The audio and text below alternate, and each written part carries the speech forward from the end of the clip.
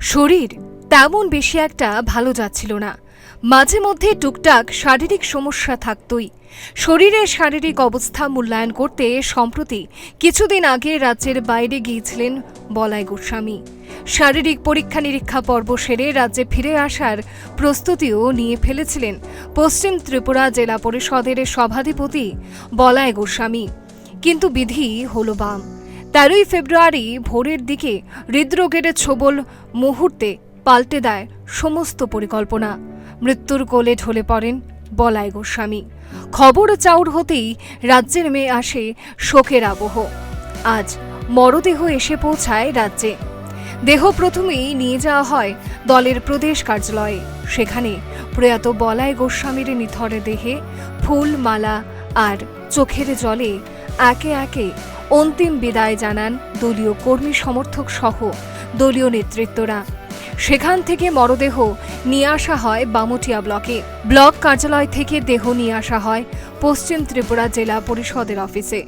সেখানেও প্রয়াত সভাধিপতিকে অন্তিম শ্রদ্ধা জানানো হয়। আগরতলার দলীয় দপ্তরে উপস্থিত ছিলেন বিধায়ক রতন চক্রবর্তী, মন্ত্রী টিঙ্কু রায়। স্বজন হারানোর ব্যথা নিয়ে শোক বার্তায় কি জানাচ্ছেন শোনাবো। ভাষা আমার নেই, কারণ অন্যদের চাইতে সম্পূর্ণ আলাদা চরিত্রের ছিলেন বলাইবাবু। আমরা দীর্ঘ পথ পরিক্রমা করেছি একই সাথে। বিশেষ করে একজন দক্ষ সংগঠক এবং আইন কানুন সম্বন্ধে, নির্বাচনী আইন এবং অন্যান্য দিকে অত্যন্ত দক্ষ তিনি ছিলেন। সেই কারণে ওনার চলে যাওয়া একটা অপূরণীয় ক্ষতি। দলের একটা বিশেষ সম্পদ আমরা হারিয়েছি। এরকম রাজনৈতিকভাবে এত দক্ষ কার্যকর্তা, ইলেকশন পরিচালনা বা ইলেকশন ম্যানেজমেন্ট, এটা এত সূক্ষ্মভাবে তিনি করতেন। এটা আমি আমার জীবনে, রাজনৈতিক জীবনে এটা বোধহয় প্রথম ব্যক্তি যাকে দেখেছি আমি। উত্তর জেলার থেকে একদম দক্ষিণ জেলা পর্যন্ত 7টা বিধানসভার বিভিন্ন ইকুয়েশন, সেখানে রিজার্ভেশনই হোক, পঞ্চায়েত নির্বাচন হোক, পঞ্চায়েত সমিতি, জেলা পরিষদ বা বিধানসভা লোকসভা নির্বাচনে সেই বুথগুলোকে ম্যানেজ করা, সার্বিকভাবে বলতে পারি একজন দক্ষ কার্যকর্তা আমরা হারিয়েছি। এটা পূরণ হওয়া সম্ভব নয়। বামুটিয়া ব্লকে সদ্য প্রয়াত জেলা পরিষদের সভাধিপতি বলাই গোস্বামীকে শেষ শ্রদ্ধা জানান রাজ্যের মন্ত্রী রতনলাল নাথ, বাম বিধায়ক নয়ন সরকার, পশ্চিম ত্রিপুরা জেলা শাসক ডক্টর বিশাল কুমার সহ অন্যান্যরা। শ্রদ্ধা নিবেদন করে প্রয়াত বলাই গোস্বামীর স্মৃতিচারণায় তারা কি জানালেন শুনুন। কি প্রতিক্রিয়া? এটা অত্যন্ত বেদনাদায়ক, অত্যন্ত দুঃখের বিষয়। প্রথমে আমি এই অকাল মৃত্যুতে শোক ব্যক্ত করছি, শ্রদ্ধা জানাচ্ছি এবং পরিবার পরিজনের প্রতি সমবেদনা জানাচ্ছি। বলাই গোস্বামী এমন এক ব্যক্তি ছিলেন, ওনার দায়বদ্ধতা বেশি ছিল। কোনো দায়িত্ব দেওয়া হলে সেটাকে কীভাবে সম্পন্ন করা যায় উনি জানতেন। তাই আমরা এমন সময়ে এমন এক ব্যক্তিকে হারালাম, আমাদের দলেরও অপূরণীয় ক্ষতি হয়েছে। প্রত্যেকটা মৃত্যুই বেদনাদায়ক। তো ওনার যে অস্বাভাবিক মৃত্যুটা আমরা সবাই এলাকার যারা আছে, বিশেষ করে বামুটিয়ার ব্যতীত, কারণ উনি একজন ছিলেন দক্ষ রাজনীতিবিদ। কারণ উনি যখন কংগ্রেসে ছিলেন তখনও দেখতাম যে উনি বিশেষ করে অফিসিয়ালি ব্যাপারগুলা খুব ভালো জানতেন, বুঝতেন। এবং বিজেপিতে যাওয়ার পরেও বিজেপিরও যে আমি বিভিন্ন মিটিংয়ে দেখি যে অফিসিয়াল ব্যাপারগুলো উনি খুব ভালো বুঝেন, জানেন। তবে আমি মনে করি এটা একটা ক্ষতি, অপূরণীয় ক্ষতি।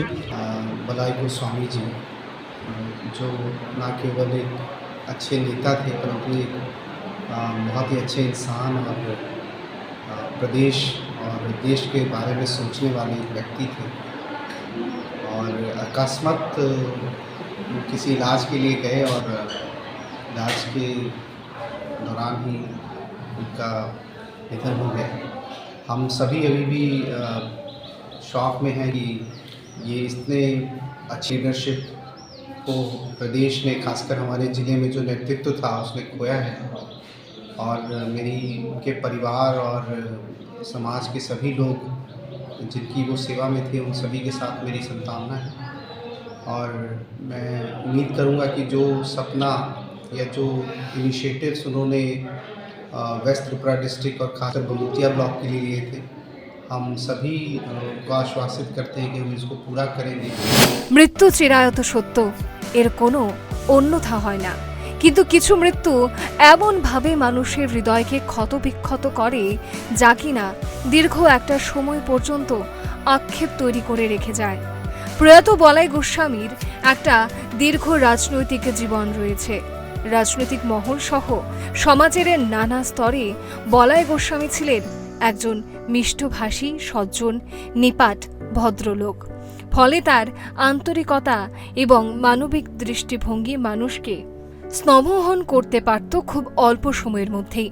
রাজনৈতিক অংশের অঙ্গ হিসেবে নীতিগত দৃষ্টিভঙ্গির নানা দিক থেকে ফারাক থাকলেও একজন নিপাট ভদ্রলোক হিসাবে সমাজের ভিন্ন রাজনৈতিক জগতের লোকেদের সঙ্গেও ছিল তার সদ্ভাব। একজন মানুষ হিসাবে সত্যি বড় মাপের মানুষ ছিলেন প্রয়াত বলাই গোস্বামী। দায়িত্ব পালনেও দেখা গেছে তার পারদর্শিতার সঙ্গে নির্ভীকতা। আজ যারা সমবেত হয়েছিলেন অন্তিম শ্রদ্ধা জানাতে, তাদের সামগ্রিক স্মৃতিচারণা থেকে এমনটাই নির্যাস উঠে এসেছে। সময়ের হাত ধরে বলাই গোস্বামী চলে গেলেন না ফেরার দেশে। তিনি বেঁচে থাকবেন নীরবে মানুষের হৃদয়ে, স্মরণে, মননে। তার বিদেহী আত্মার চিরশান্তি কামনায় থাকবেন গুণমুগ্ধরা। Bureau report, Times 24। প্রেমের মরশুমে স্বর্ণকমল জুয়েলার্সের নিবেদন শুধু তোমারই জন্য। অফারটি চলবে 28 জানুয়ারি থেকে 15 ফেব্রুয়ারি। পান সোনার মজুরিতে 25% ছাড় ও হীরের মজুরিতে 100% ছাড়। লাকি ড্রতে আছে 10টি হোম অ্যাপ্লায়েন্সেস জেতার সুযোগ। চলছে গ্র্যান্ড ডায়মন্ড ফেস্টিভ্যাল। শর্তাবলী প্রযোজ্য। আসুন স্বর্ণকমল জুয়েলার্স, আগরতলা, উদয়পুর। দোকান প্রতিদিন খোলা।